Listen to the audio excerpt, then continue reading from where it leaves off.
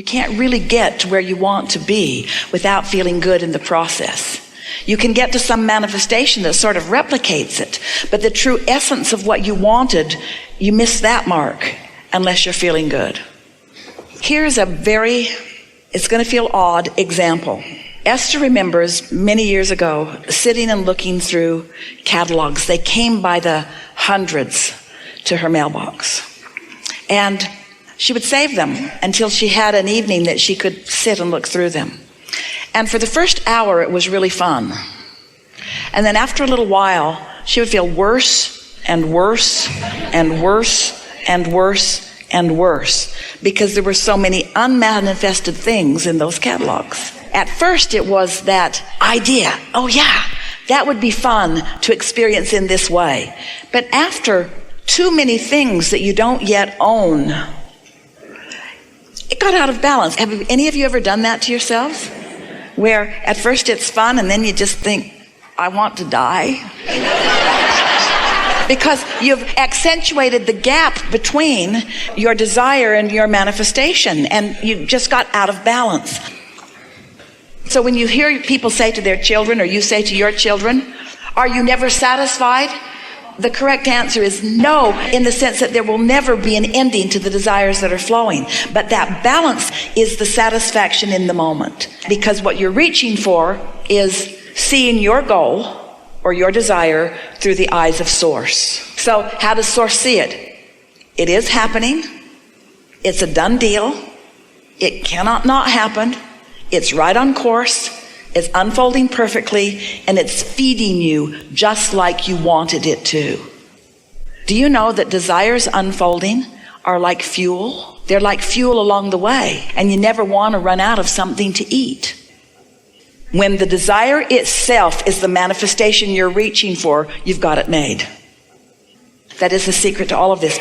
But when you need the manifestation of the desire, which isn't happening yet right now you're in this lackful place, and now the desire shuts down, and so do the impulses.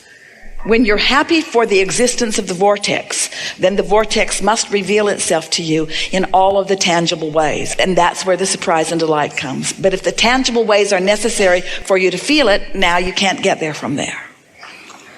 It's important to understand that at the basis of everything that you want is a feeling. Everything that you want is for the feeling of the energy flowing through. And so life helps me know that I want these things, and then these things become a bigger idea, and then the idea occurs to me, and now I'm ready to proclaim to the world, I want this. I desire this thing. At that point of the bursting forth of that desire, there is an energy rush that really is what you're all looking for all the time. So the optimum life experience would be to be able to keep yourself in the position where you could be translating the things that you've been asking for into the idea and into the idea and into the idea. The only diminishment of life is when you take that idea that now is flowing and for some unnecessary reason, slow it down. And the reason that you slow it down is because you want to make it a reality now, and since it isn't a reality now, then you introduce lack or doubt into the equation, which doesn't allow it to keep going. Does that make sense to you? We're going to try to demonstrate it. So contrast helps you know that you would like to have this and this and this and this and this and this and this and this and this. And a lot of what you're living, because it's your same point of attraction, is putting a lot of similar things into your vortex. So here your vortex is, it's accumulating all of these things that you're asking for, and you are not even all that aware of what you're asking for because life's coming fast and it's stacking up, and you can't really identify the pieces that you're putting in there, not really. But these pieces are becoming wholes, and these pieces and wholes of pieces are gathering cooperative components, and so there's quite a business going on here. In other words, there's something really remarkable that is happening that your inner being is just crazy for. Your inner being is just loving the becoming, because it's the evolution of the spirit, it's the evolution of the whole, it's the evolution of all that is, it's the evolution of this leading edge time and place. In other words, this is what you came for, this is what you're doing, it's all right on track, it's wonderful, wonderful, wonderful. So here it is, becoming, gestating, getting ready for you to get ready for it. And you are ready for it. because you've been tuning in, you've been appreciating, you've been looking for positive aspects in things, you've been meditating, and you get a glimpse of it that is just intoxicating for a moment. The key in all of this is to keep yourself as best you can in that place of receiving the next idea and the next idea and the next idea and the next idea. And when you reach the place that you are hooked on the idea and you don't need the manifestation, then you'll have it, because then you'll always be in that sweet spot. Then you'll always be experiencing clarity. And strangest thing, all those manifestations will be raining down around you. And those who are watching it from the outside will think that your high is about the stuff. They won't understand that your high is about the high, and that the stuff is a consequence of that.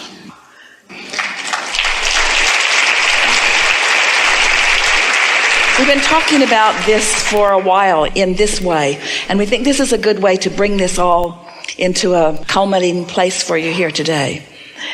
If you need the thing to promote the feeling, you just can't get there from there.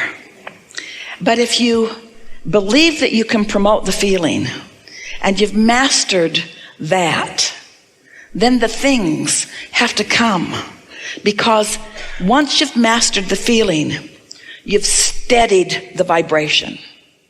And once you've steadied the vibration, a consistency will happen which will cause momentum. And the momentum is necessary for the creation to come about.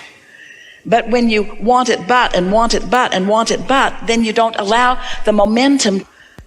So the answer to that really, it's caring about how you feel and remembering that everything that you want is about how you feel anyway. And then before you know it, you get the horse out ahead of the cart instead of the cart before the horse. And then you're out ahead of it. You're happy and then, you're happy and then, you're happy and then, you're happy and then. That part of you that's not very well connected can become better connected, and then that part of you that's a little better connected can become better connected, and that part of you that's better connected can become better connected. One leads to the other, leads to the other, leads to the other, leads to the other. And it does not matter where you tune in to where you are at any point in time. It doesn't matter how far away you think you are or how far away you really are from connection with who you really are. Who you really are is going to continue to call you and call you and call you and call you and call you. And now you know what you know, you're going to hear the calling and you're going to know what to do. We overtalk this and we overthink this and we make it more complicated than it needs to be. It's being okay with it, and it's not trying too hard to figure it out. And it is this: when you know you're high, focus and watch yourself increase the momentum by your focus. When you know you're not there, bail out. Don't try to make it happen from there, because that just holds that place in that place that's strong enough that it'll keep showing up. If you don't try to fix that when it feels like that, you give your attention to it when it feels good and you withdraw your attention when it doesn't feel good, what happens is pretty soon that dissipates completely and it becomes a non-player in your experience. And since you are a creator, defocusing is a tool to bring your frequencies up. But once your frequencies are there, then you want to focus. When you think in terms of always managing your energy, you're managing your alignment, you're managing your connection. And so if you are, for whatever reason, not in alignment, then going more general will be more likely to bring you back into alignment. But once you're in alignment, then focusing just puts you in that sweet spot. And so there are a lot of people that think that if a little bit of meditation is good, then a lot more is better. But we would use meditation sparingly. If you knew how much you wanted to be focused in these bodies, you would not all the time be wanting to focus yourself out of these bodies. Meditation is certainly better than depression, because when you release thought, you release resistant thought, and your vibration rises and you feel better. But when your vibration is already there, when you're tuned in, tapped in, turned on, then focus. Don't defocus.